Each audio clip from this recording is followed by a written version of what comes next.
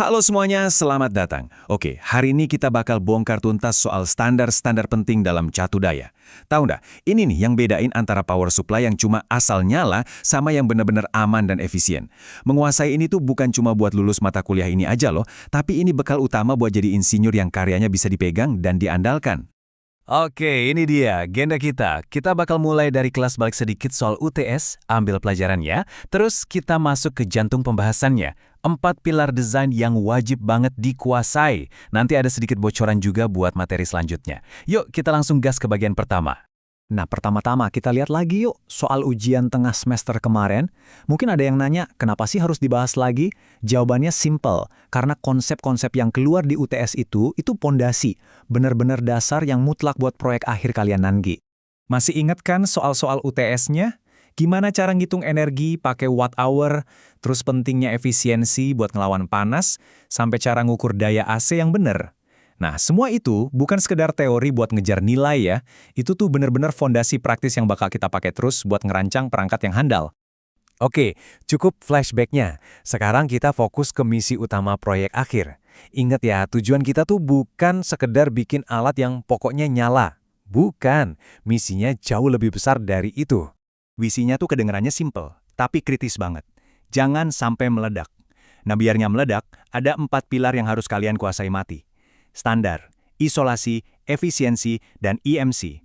Kalau kalian abaikan salah satu aja dari pilar ini, itu artinya kalian bukan lagi ngerancang catu daya, tapi ngerancang bom waktu. Serius.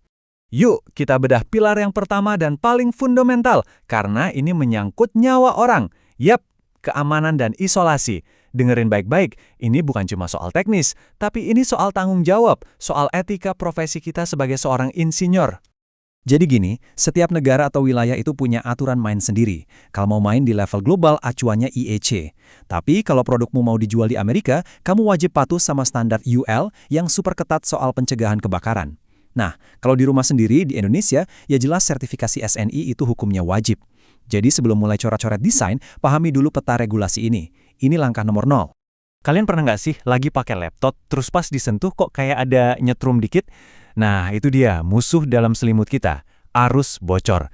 Kelihatannya sepele, tapi ini serius. Buat alat elektronik biasa aja batas amannya itu cuma 0,25 mA. Cuma segitu. Dan coba bayangin, buat alat medis, batasnya 25 kali lebih ketat lagi, cuma 0,01 mA. Makanya, grounding itu bukan pilihan, tapi kewajiban mutlak. Terus gimana dong cara kita ngelindungin pengguna?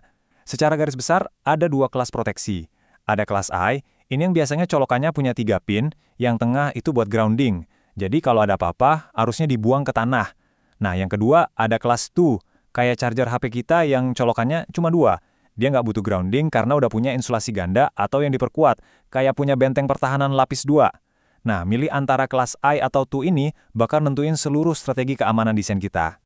Oke, sekarang kita ngomongin yang lebih detail. Di level papan sirkuit atau PCB, ada 2 istilah yang wajib kalian ingat sampai luar kepala, clearance dan creepage.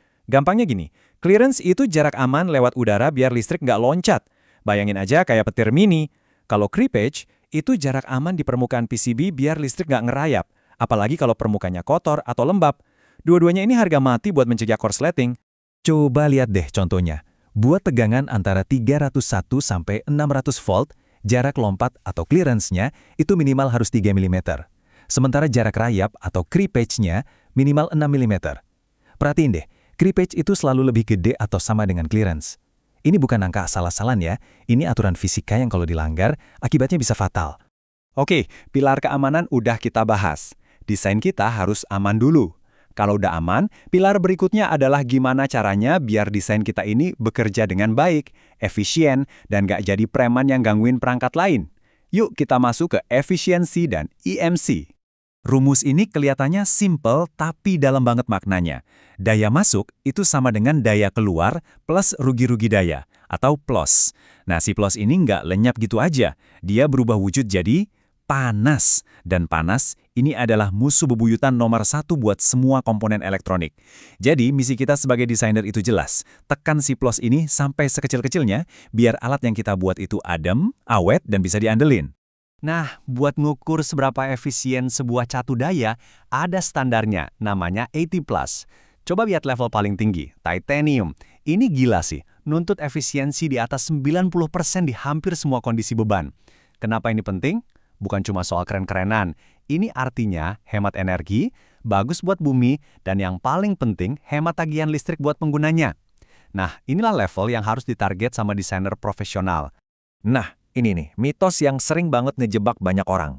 Mikirnya, wah PSU 1000 watt pasti paling bagus. Salah besar, coba lihat kurvanya. Kalau PSU segede gaban itu cuma dipakai buat kerjaan ringan, efisiensinya malah anjlok, jatuh bebas. Artinya, banyak daya kebuang jadi panas doang. Jadi, kuncinya bukan lebih besar lebih baik, tapi yang pas, itu yang terbaik.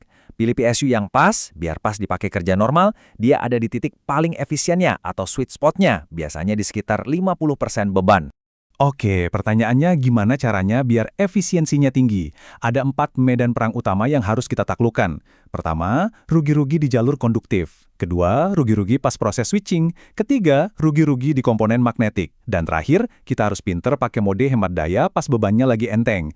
Ini benar-benar pertarungan di setiap detail desain. Oke, sekarang EMC. Dengar namanya aja udah pusing ya, Electromagnetic Compatibility. Tapi santai, prinsipnya cuma 2 dan gampang banget diingat. Pertama, jangan berisik. Maksudnya, alat kita nggak boleh jadi sumber polusi sinyal yang bikin wifi tetangga jadi lemot atau radio jadi kresek-kresek. Kedua, jangan baperan. Artinya, alat kita harus kuat, tahan banting, nggak langsung error kalau diganggu sama sinyal dari luar. Misalnya pas ada petir dekat rumah. Jadi intinya, desain yang bagus itu harus sopan dan kuat. Oke, kita udah bahas gimana bikin desain yang aman dan efisien.